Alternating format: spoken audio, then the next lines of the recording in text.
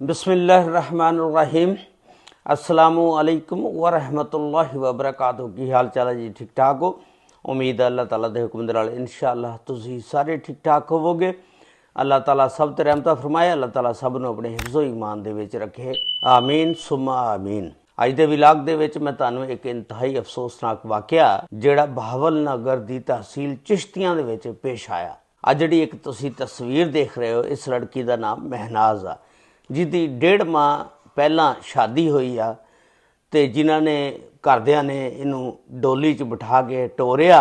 1.5 महीने बाद इहदा फिर जनाजा जिहड़ा वो चुक्या ते बहुत ही दिलखराश वाक़या। इहदे सहुरियां ने इनू मार दिता ते उहदी मुकम्मल तफसीलात कि इहदे सहुरे ने इनू क्यों मारिया, मारने की की वजह सी, अज दी इस वीडियो दे विच मैं तुहाडे नाल शेयर करांगा। यह वाक़या बहावल नगर तहसील चिश्तियां दा, उत्थे एक खानदान का सरबराह जिहदा नाम आ अल्लाह रखा।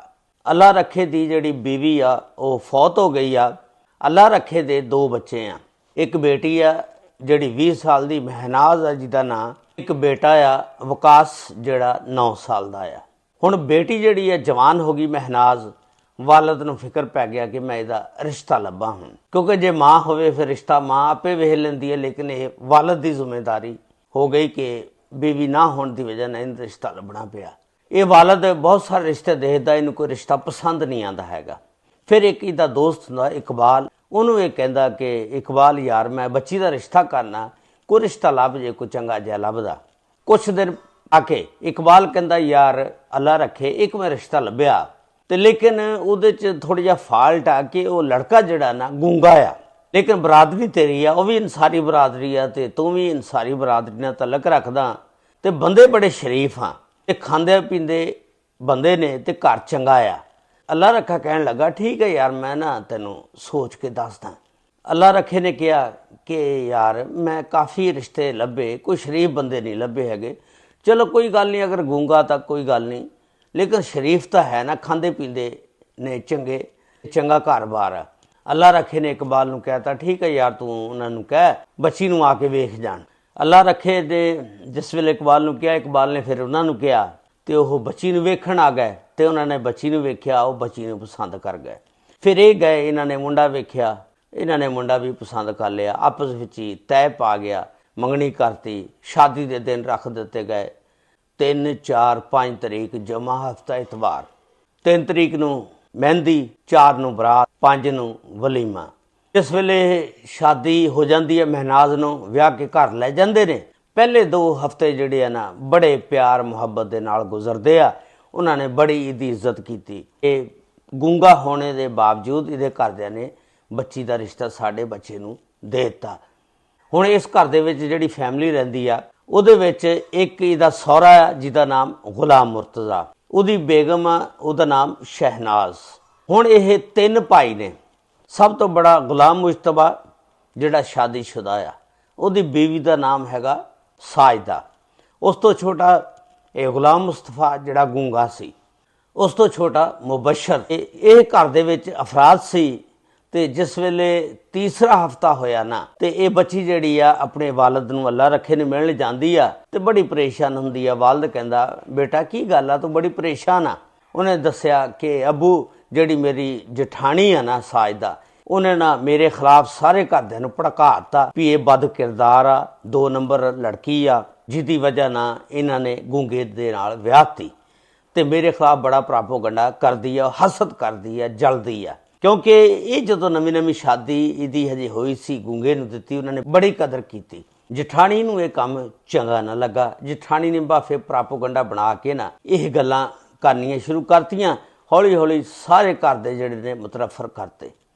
वालद हुण उहनूं कहंदा बेटी नूं बेटी कोई गल नहीं, जदों बच्चा बच्ची हो गया इंशाअल्लाह कोई नहीं, सारे काम ठीक हो जाणगे, तू सबर दे नाल रह।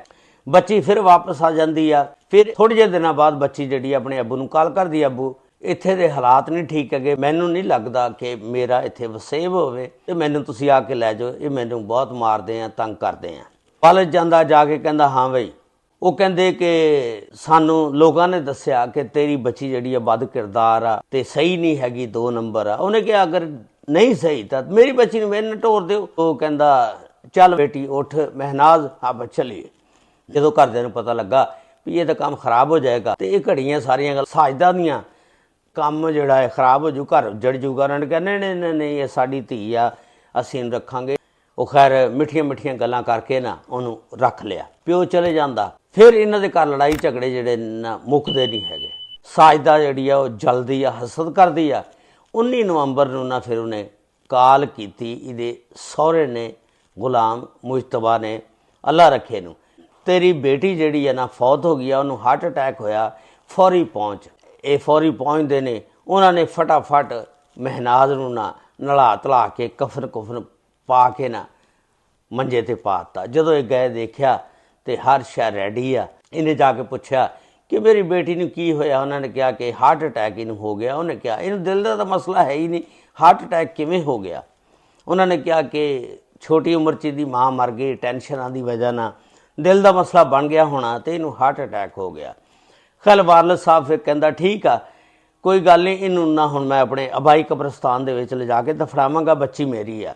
ਸਹੁਰੇ ਜਿਹੜੇ ਆ ਨਾ ਹੁਣ ਕਹਿੰਦੇ ਨੇ ਨਹੀਂ ਨਹੀਂ ਨਹੀਂ ਨਹੀਂ ਨਹੀਂ, ਇਹਨੂੰ ਅਸੀਂ ਨਹੀਂ ਜਾਣ ਦੇਣਾ ਹੈਗਾ, ਇਹ ਹੁਣ ਸਾਡੀ ਬਹੂ ਆ ਤੇ ਤੇਰੀ ਅੱਗੇ ਬੇਟੀ ਸੀ, ਹੁਣ ਜਦੋਂ ਸ਼ਾਦੀ ਹੋ ਗਈ ਤੇ ਸਾਡੀ ਬਹੂ ਆ, ਇਹਨੂੰ ਅਸੀਂ ਇੱਥੇ ਦਫਨਾਣਾ। ਖੈਰ ਵਿੱਚ ਰਿਸ਼ਤੇਦਾਰ ਸਾਰੇ ਪੈ ਜਾਂਦੇ ਨੇ, ਪੈ ਪੂ ਕੇ ਨਾ ਉਹਨੂੰ ਬੇਟੀ ਲਿਜਾਣ ਦੇ ਦਿੰਦੇ ਨੇ। ਉਹਨੇ ਫਿਰ ਐਂਬੂਲੈਂਸ ਮੰਗਾਈ, ਬੇਟੀ ਨੂੰ ਐਂਬੂਲੈਂਸ ਦੇ ਵਿੱਚ ਪਾਇਆ ਤੇ ਆਪਣੇ ਘਰ ਲੈ ਗਿਆ। ਜਿਸ ਵੇਲੇ ਫੁੱਫੀਆਂ ਆਈਆਂ, ਦੇਖਿਆ ਕਫਨ ਕੁਫਨ ਪਾਏ ਆ, ਨਲਾਈ ਧਲਾਈ ਆ।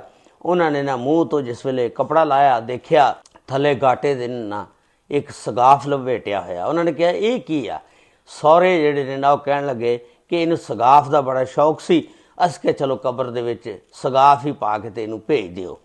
ਫੁੱਫੀਆਂ ਕਹਿਣ ਲੱਗੇ ਨਹੀਂ ਨਹੀਂ ਨਹੀਂ, ਜੋ ਅੱਲਾ ਨੇ ਹੁਕਮ ਦਿੱਤਾ ਉਹ ਹੀ ਇੱਕ ਕਫਨ ਨਾਲ ਜਾਏਗਾ, ਲਾਵੋ। ਜਿਸ ਵੇਲੇ ਕਪੜਾ ਲਾਇਆ, ਦੇਖਿਆ ਤਾਂ ਉੱਥੇ ਜ਼ਖਮ ਦੇ ਨਿਸ਼ਾਨ ਸੀ ਤੇ ਕੋਈ ਮਸਲ ਤਾਰ ਜਾਂ ਰੱਸੀ ਵਗੈਰਾ ਦਾ ਨਿਸ਼ਾਨ ਸੀ। ਤੇ ਉਹਨਾਂ ਨੇ ਕਿਹਾ ਕਿ ਇਹ ਕਾਹਦਾ ਨਿਸ਼ਾਨ? ਕਿ ਸਗਾਫ ਦਾ ਨਿਸ਼ਾਨ ਹੋਏਗਾ।